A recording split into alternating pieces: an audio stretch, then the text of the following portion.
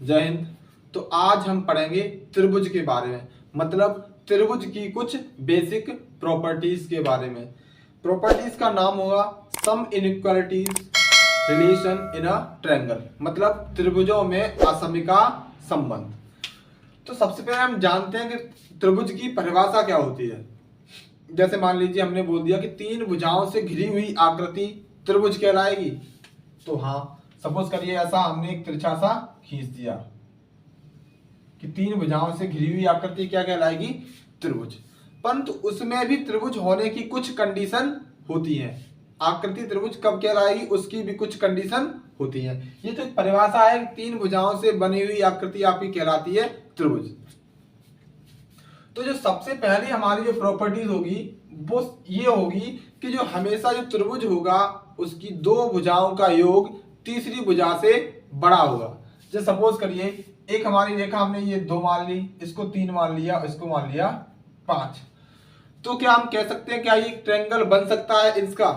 एक भुजा की लंबाई हमारी 2 है, दूसरे की 3 है और तीसरी भुजा की लंबाई 5 है।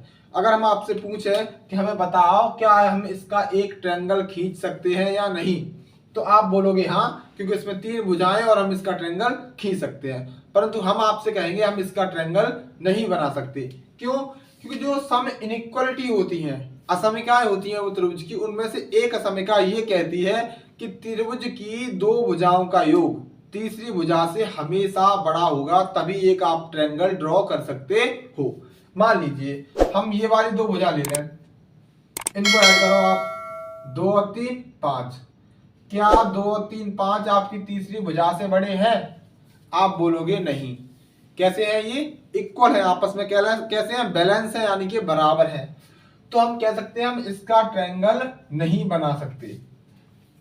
यहाँ पे हम बात कर रहे हैं केवल एक त्रिभुज की, ना कि एक समबाहु त्रिभुज की। एक त्रिभुज में, केवल त्रिभुज में ना ही तीनों भुजाएं बराबर होती हैं। समबाहु त्रिभुज की बात नहीं कर रहे हैं हम, केवल एक आपसे ट्रायंगल बता रहे हैं। क्या? ट्रायंगल। अगर तीनों भुजाएं बराबर होंगी तो एक समबाहु त्रिभुज होगा, परंतु जो ट्रायंगल की परिभाषा एक आपकी असमिका इनको बता रहे हैं कि एक त्रिभुज होता है उसकी दो भुजाओं का योग तीसरी भुजा से बड़ा होता है।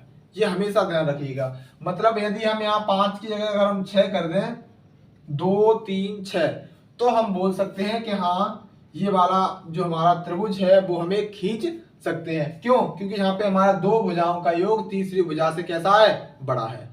सेकंड आपकी जो इनइक्वालिटी होती है वो ये होती है, मान लीजिए हमारी ये भुजाएं हैं, तो आपको इतना तो पता ही होगा कि सब इसको हम नाम दे देते हैं यहाँ पे ए, इसको नाम दे देते हैं हम बी, इसको नाम देते हैं सी। पहली भुजा है हमारी 2, फिर हमारी 3 और ये है हमारी 6। आपको एक बात तो पता ही होगी कि बड़ी भुजा के सामने का कोण बड़ा होता है और छोटी भुजा के सामने का कोण छोटा होता है। तो सबसे बड़ा कोण कौन सा होगा हमारा? बी, है ना? कि सबसे बड़ी भुजा कौन सी है हमारी? ये वाली सबसे बड़ी है ना? तो इस वाली भुजा के सामने का कोण कौन सा है? बी। तो हम कह सकते हैं कोण भी सबसे बड़ा होगा। उससे छोटी भुजा कौन सी है? 3, और 3 के सामने का कोण कौन सा है? ये, है ना? उससे छोटा कौन सा होगा? उससे छोटा होगा आपका कोण ए। क्या होगा? कोण ए। और कोण ए, और इससे सबसे छोटा कौन सा होगा? सबसे छोटी भुजा कौन सी है? 2, और इसके सामने का कोण कौन सा है आपका? कोण सी। तो कोण सी कैसा होगा? सबसे छोटा होगा। इसका ये रिलेशन बनेगा, सबसे छोटा कोण सी, सबसे उससे बड़ा ए, उससे बड़ा बी। क्यों? क्योंकि जो भुजा बड़ी होती है उसके सामने का कोण सबसे बड़ा होता है। जो जितनी छोटी होगी उसका उतना छोटा होगा, जिसका बड़ा होगा उसका उतना कोण बड़ा होगा, है ना? तीसरी आपकी जो असमिका होती है, आपकी इनइक्वालिटी होती है, वो ये होती है, मान लीजिए आपकी एक, सपोज करिए आपके पास एक ये ट्रायंगल है ना? मान लीजिए ये वाला कोण आपका 90 डिग्री का है, ये वाला कोण आपका 30 डिग्री का है, और ये वाला कोण आपका 60 डिग्री का है। तो आप हमें बताएंगे कि इसमें सबसे बड़ी भुजा कौन सी होगी? तो आपकी भुजाओं के नाम लिखे हैं ए, बी और सी। हमने आपको 3 एंगल दिए रखे हैं।